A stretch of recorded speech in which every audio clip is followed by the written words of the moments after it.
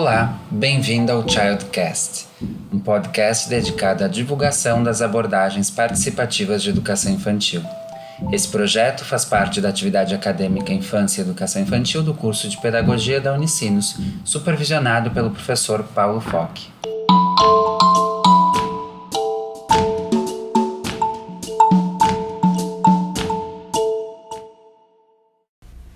Olá, sejam bem-vindos ao nosso segundo episódio sobre Reggio Emília.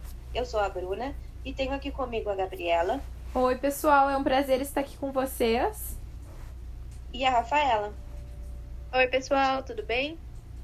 Bem-vindas, meninas. Hoje nós iremos entrar em alguns conceitos importantes para a abordagem. No episódio passado, nós conhecemos um pouco sobre os aspectos históricos e especialmente sobre Loris Malaguzzi, o grande responsável por este projeto educativo. Neste episódio, nós vamos começar a compreender mais sobre os conceitos que orientam essa experiência. Gabriela, para começar, você poderia nos falar mais sobre a imagem de criança que encontramos na experiência de Reggio Emília? Claro, Bruna. Um dos pontos cruciais na pedagogia de Reggio Emília é a imagem da criança, que Malaguzzi define como competente, uma criança ativa e curiosa, inquieta para conhecer e aprender tudo aquilo que rodeia ela. Ele, o Malaguzzi, irá dizer que as crianças têm grande impulso para se relacionar com o ambiente, com os materiais, com os objetos, com as pessoas e também com as relações. Essa imagem de criança requer do adulto uma atitude constante de observação, de escuta, questionamento e investigação, para que possa responder aos desafios da criança e após criar novos desafios e a partir daí desafios a partir de suas respostas. Exatamente, Gabi. É por isso que Malaguzzi defende que a criança é competente para levantar hipóteses, testar suas ideias, investigar e produzir conhecimento. Desde o seu nascimento, a criança é considerada um sujeito de direitos, um sujeito ativo, capaz de agir e intervir na comunidade, juntamente com os pais e educadores, no desenvolvimento da sociedade. Entendi. A ideia que nós temos de criança é determinante para o modo como nós nos relacionamos com elas. Acho fundamental essas ideias iniciais que vocês apontaram. O Malaguzzi é o autor de um poema chamado As 100 Linguagens. Rafa, você poderia ler para nós? Claro, Bruna. As 100 Linguagens da Criança, Loris Malaguzzi. A criança é feita de 100. A criança tem 100 mãos, 100 pensamentos, 100 modos de pensar, de jogar e de falar. 100, sempre 100. Modos de escutar, de maravilhar e de amar. 100 alegrias para cantar e compreender. 100 mundos para descobrir. 100 mundos para inventar. 100 mundos para sonhar. A criança tem 100 linguagens. E depois, 100, 100, 100. Mas roubaram-lhe 99. A escola e a cultura lhe separaram a cabeça do corpo. Dizem-lhe de pensar sem as mãos, de fazer sem a cabeça, de escutar e de não falar, de compreender sem alegrias, de amar e de maravilhar-se, só na Páscoa e no Natal. Dizem-lhe de descobrir um mundo que já existe, e de 100 roubaram-lhe 99. Dizem-lhe que o jogo e o trabalho, a realidade e a fantasia, a ciência e a imaginação, o céu e a terra, a razão e o sonho, são coisas que não estão juntas. Dizem-lhe, enfim, que as 100 não existem. A criança diz, ao contrário, as 100 existem.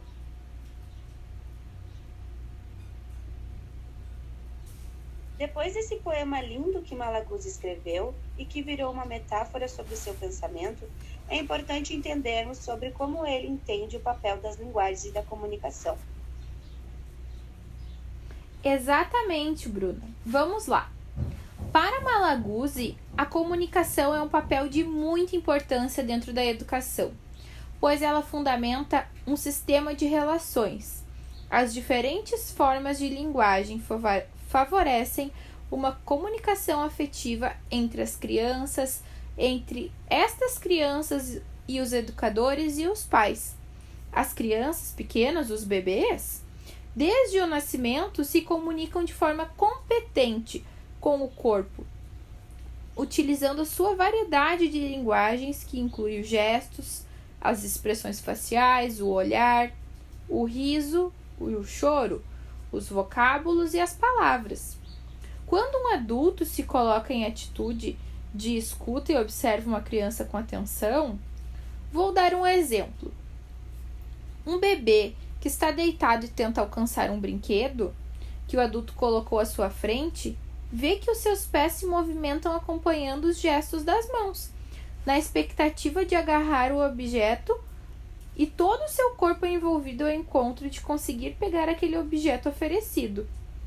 Os gestos do bebê constituem a linguagem e a ação da experiência, que lhe permitem comunicar com o outro e relacionar-se com o objeto.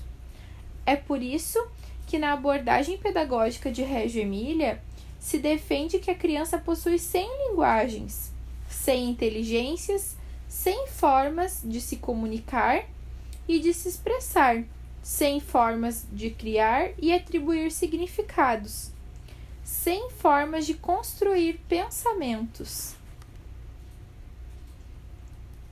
Muito bom, Gabi.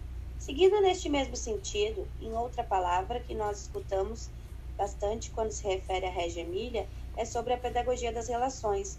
Vocês poderiam comentar mais a respeito? Claro, Bruna. Até porque quando nós estamos falando de imagem de criança e sem linguagem, não podemos deixar de fora esse conceito. A pedagogia proposta por Malaguzzi ela é sistemática e relacional. As relações se constituem como um alicerce para o projeto pedagógico de Reggio Emilia e deveria ser para qualquer outro projeto, né? Do meu ponto de vista, a crença é que uma escola é formada por sistema de relações recíprocas, que se interconectam e apoiam e ativam. As relações recíprocas que Malaguzzi está se referindo são aquelas que as crianças entre elas, as crianças com os adultos, as crianças com os materiais e os ambientes, também as crianças com o conhecimento, as crianças com a sociedade.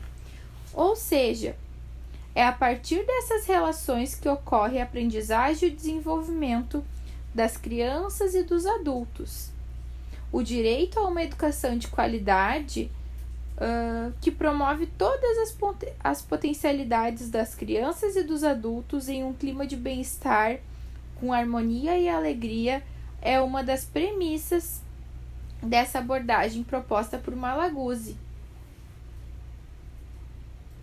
Por isso que quando conhecemos de perto a abordagem de Reggio Emilia, entendemos o papel ativo que as crianças assumem, em parceria com os pais e educadores, na construção das suas jornadas de aprendizagem. São os interesses e motivações das crianças, através do olhar, dos gestos, das palavras, da linguagem, que guiam e orientam os adultos na organização do ambiente educativo. Que interessante! Por isso que a escuta é uma outra metáfora fundamental, não é? A pedagogia da escuta malaguzziana é o papel do professor fazer uma interação participativa do aluno e assumir a consciência de que a escola é muitas vezes o lugar da pergunta. Para esta pedagogia, todos são aprendizes, tanto crianças quanto professores, diretores e todas aquelas pessoas que cercam a escola. A família tem uma parte fundamental nesta aprendizagem, pois a escuta tem a sensibilidade de se conectar com o outro. Quando falamos não estamos falando de escutar com os ouvidos, mas sim com o corpo. Por isso é um movimento sensorial. A escuta não produz respostas prontas, mas constrói as respostas. A escuta é recíproca, a escuta tem emoção. Para Malaguzzi, a criança é um ser que possui autonomia, o educador é um observador participativo e a escola é um território seguro, onde favorece todas as trocas e as oportunidades de trabalho. As crianças entre 1 e 2 anos usam uma variedade de linguagens para a comunicação, assim relacionam o outro com o ambiente. E cabe ao educador promover a escuta, que dá voz à criança, aos pais e a todos os adultos envolvidos neste projeto educativo. O ambiente é desenhado e planejado para incentivar as relações entre um e outro. Por isso o ambiente é conhecido por Malaguzzi como o terceiro educador. Isso porque ele agrega muita aprendizagem e experiência para aqueles que estão nele.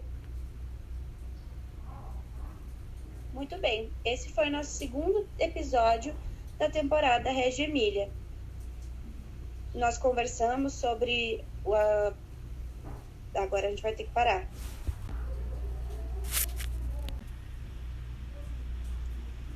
Muito bem, esse foi o nosso segundo episódio da temporada de Reggio Emília. Nós conversamos sobre a imagem da criança, as 100 linguagens, a escuta e a pedagogia das relações. Fica ligado e continue acompanhando o nosso Childcast. Se você gostou desse episódio, compartilhe com a hashtag Childcast para que a gente possa acompanhar por onde andam nossas conversas. Até mais! E também gostaria de agradecer a Rafa. Foi um prazer, Bruna. E a Gabi. Foi um prazer participar mais uma vez com vocês. Um prazer foi meu, meninas.